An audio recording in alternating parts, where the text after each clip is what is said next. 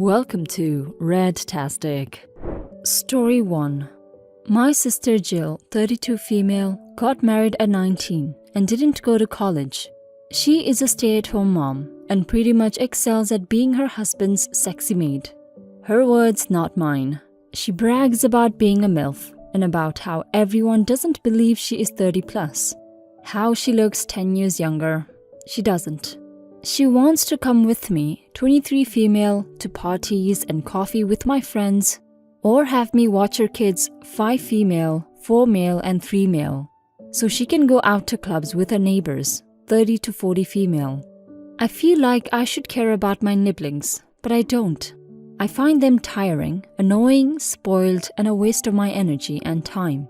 I work a lot, travel over the weekends, have a boyfriend, and a lot of friends.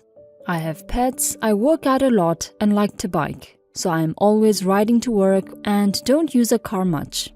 Because of my area of work, I am saving most of my money so I don't have to keep working my whole life, like my sister.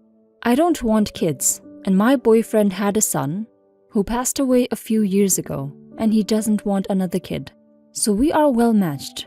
My sister is always showing up at my house trying to get me to babysit. She will tell the kids I have something awesome planned, I never do, and that I'm going to take them to an amusement park or a sea-themed amusement park. These cost money, and I am unwilling to spend on her children. The nibblings will ultimately cry and scream because I told them no. My sister has dropped them off before and ran to her car. I have refused to let them in the house and called her, saying I will get CPS involved if she doesn't come pick them up. She does, and ultimately, it causes a huge argument. Because I don't like having her drop small children on me at 7 a.m. Now we just don't answer the door, and she will pound for a good 20 minutes, which wakes up the dogs and causes the cat to get stressed out. The one time the police showed up, she tried to weasel her way into saying, AD overslept and was supposed to watch the kids. I told the officer that A, I don't watch her kids, B, we don't get along, and C, there is no proof that I've ever watched her kids, and I would not do it for free. People in my family have mixed reactions. My mom has been trying to guilt me into watching the kids. She thinks because I have money to spend, I should spend it on my sister, either help pay for childcare or take them myself. She thinks I'm being stupid and cruel to turn them away. She believes if my sister lies about going somewhere with the kids, like the zoo, I should have to take them. It never stops. It is always, AD, you need to care about these kids. But I don't. I don't actually like my sister and never have. She's a bish and she never really treated me well growing up. She was always cruel to me. Now she wants to be best buddies. It doesn't work like that. Am I wrong? What should I do? OP, you are not wrong. Your sister sounds like a selfish person, and I feel like you have more of a problem with her than her kids. So set boundaries with her and enjoy your life. It would be good if you would be in the kids' life even if it's during holidays. I think they need a cool aunt. Now for some comments. She doesn't want to be best buddies. She wants to party and not be a mommy to her own kids. Seriously, she's a stay-at-home mom who needs you to babysit this much. OP, live your life. What she's doing is incredibly wrong. When the kids are older, reach out to them and let them learn they have a cool-ass shit aunt. Right now, it's not the time. Wow, she sounds like a piece of work. First, I think you need to separate your sister from her kids. They are put in the middle of a bad situation that isn't their fault at all. They are annoying and spoiled because of your sister. You should not be forced to babysit. You do not have to help or take her kids anywhere.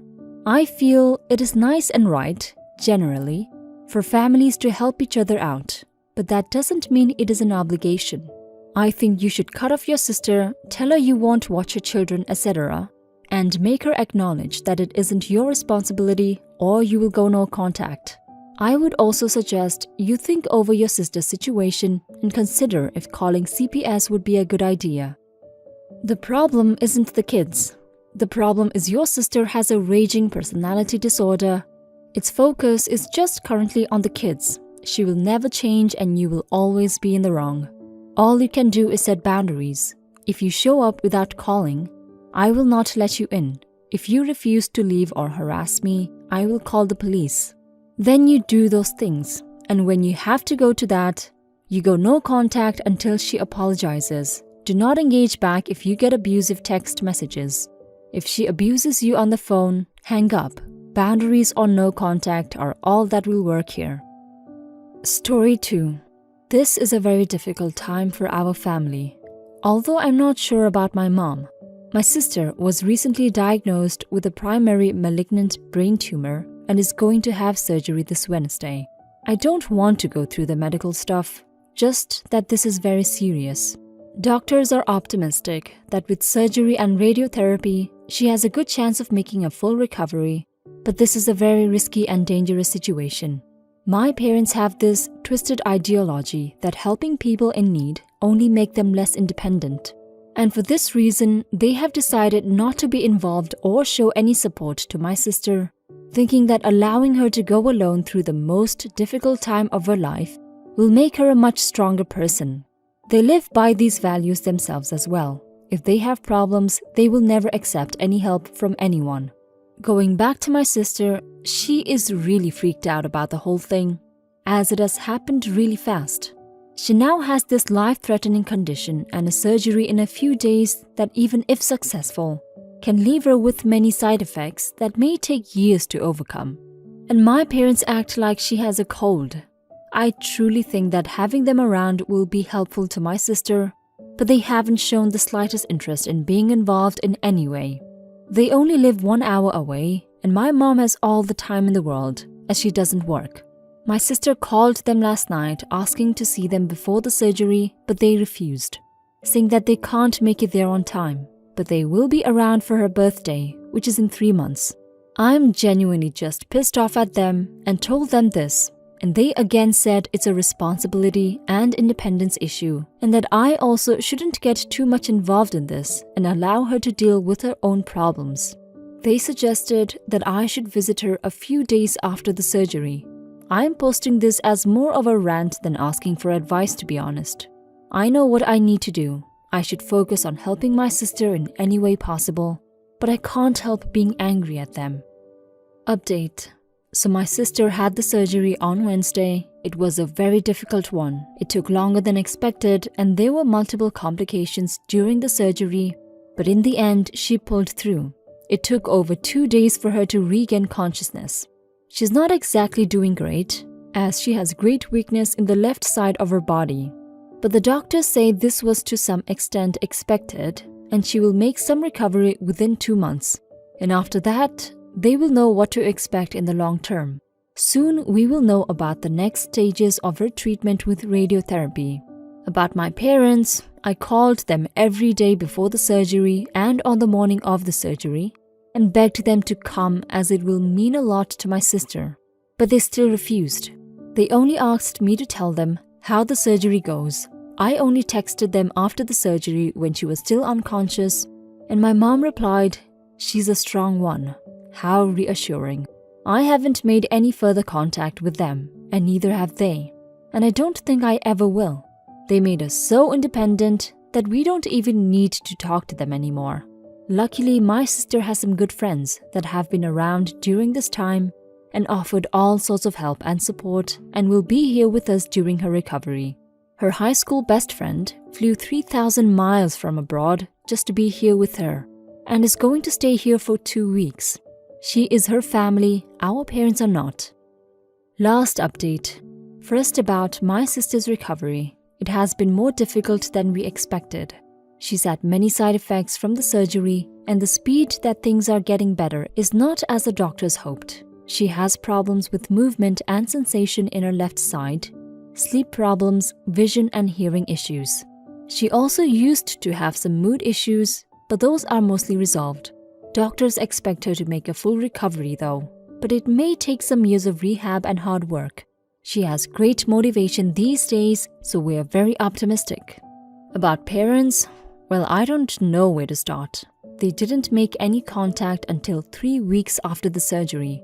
They were upset that my sister hadn't called them. I told them to piss off and not contact us again. A week later, they showed up at my sister's place. They didn't even know that she had moved out of her place and moved in with me. How could they have known when they didn't care? They called me angrily, asking where their daughter is. I told them that maybe she died after the surgery and hung up. I know this was cruel, but I couldn't play nice with them anymore. They called me again, but I didn't answer. They came to my door. I opened the door but didn't let them in. I took a very strong punch in the face from my dad, but I still didn't let them in and told them to F off and went inside. My dad threatened to break the door. I told them that I'm calling the police, and if they do anything crazy, they will be in jail for breaking and entering. They told me that I'm disowned and left. My sister was sleeping during this. I told her everything, and she was happy with how I handled it, which is all that matters to me. We had talked about what to do if something like this happened.